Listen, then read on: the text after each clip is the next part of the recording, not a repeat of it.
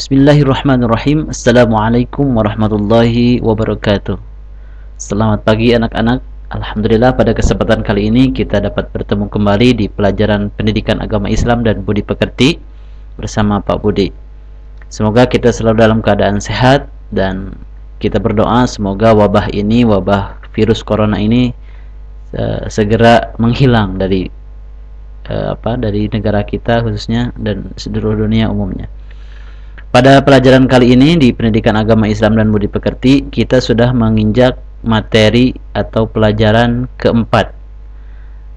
Kita akan membahas tentang materi yang baru, yaitu pelajaran keempat. Namun sebelum kita belajar, kita memulai pembelajaran, mari kita berdoa terlebih dahulu. Silahkan untuk mengangkat kedua tangannya, kita berdoa sebelum belajar bersama-sama. أعوذ بالله من الشيطان الرجيم بسم الله الرحمن الرحيم ربي زدني علما وارزقني فهما برحمتك يا أرحم الراحمين آمين. Nah anak-anak, kita langsung saja.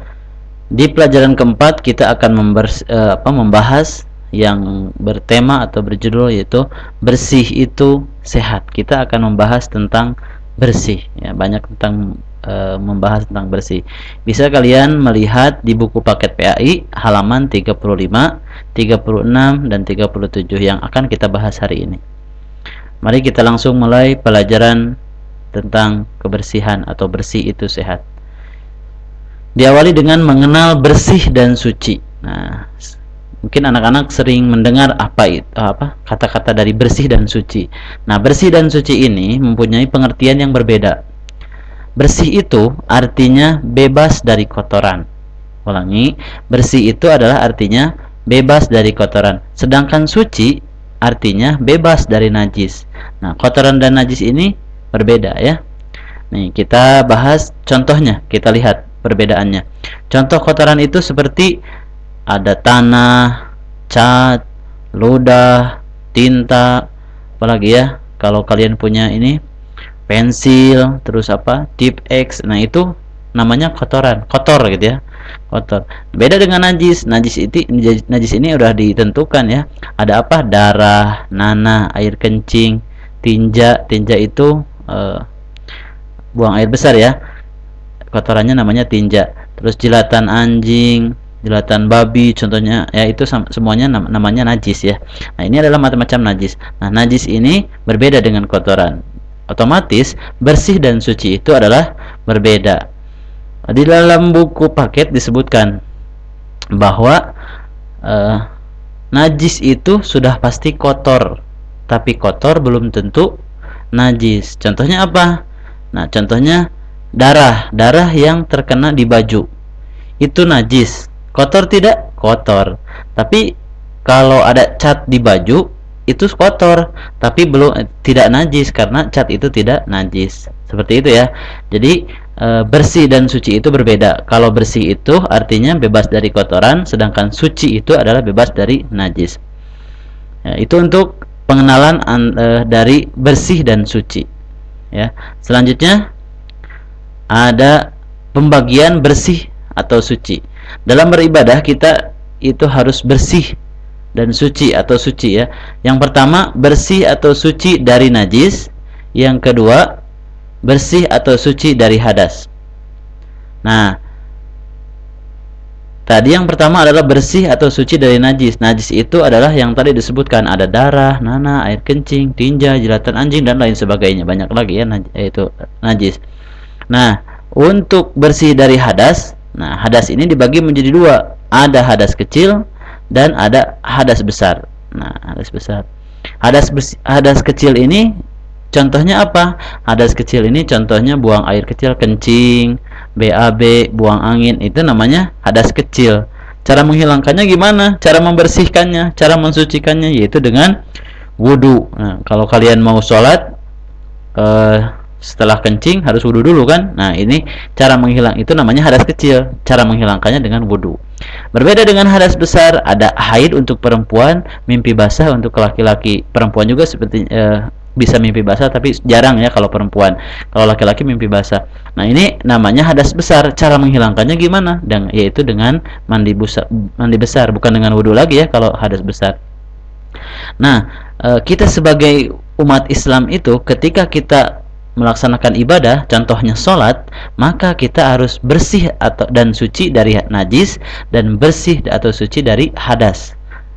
Najis, semuanya najis harus bersih. Kita dari badan, pakaian nanti dibahas ya.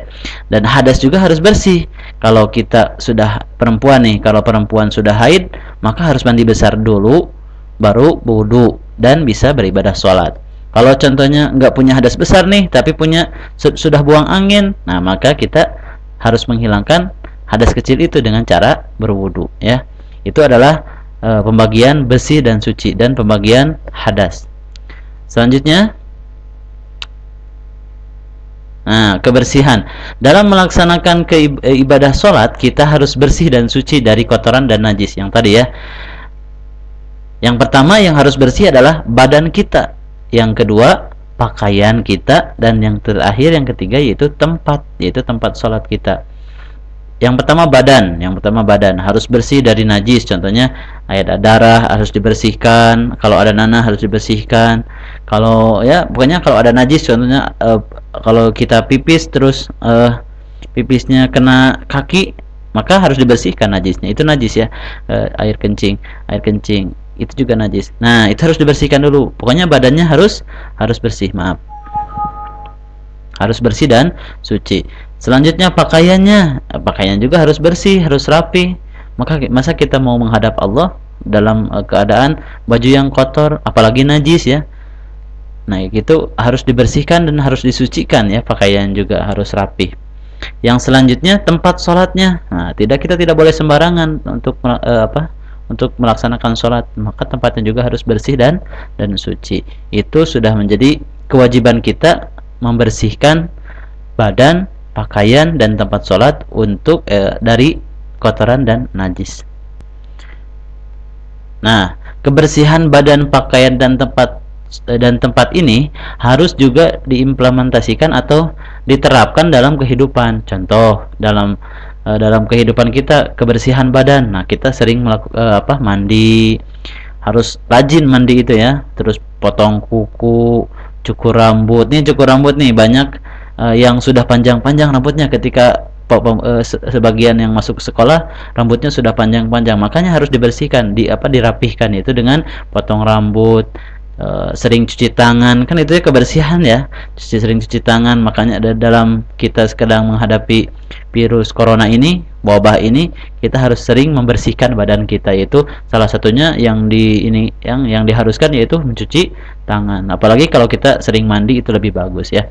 Selanjutnya, kebersihan pakaian. Nah, pakaian ini ketika kita sudah main di luar, maka ketika pulang harus dicuci pakaiannya, badannya dibersihkan.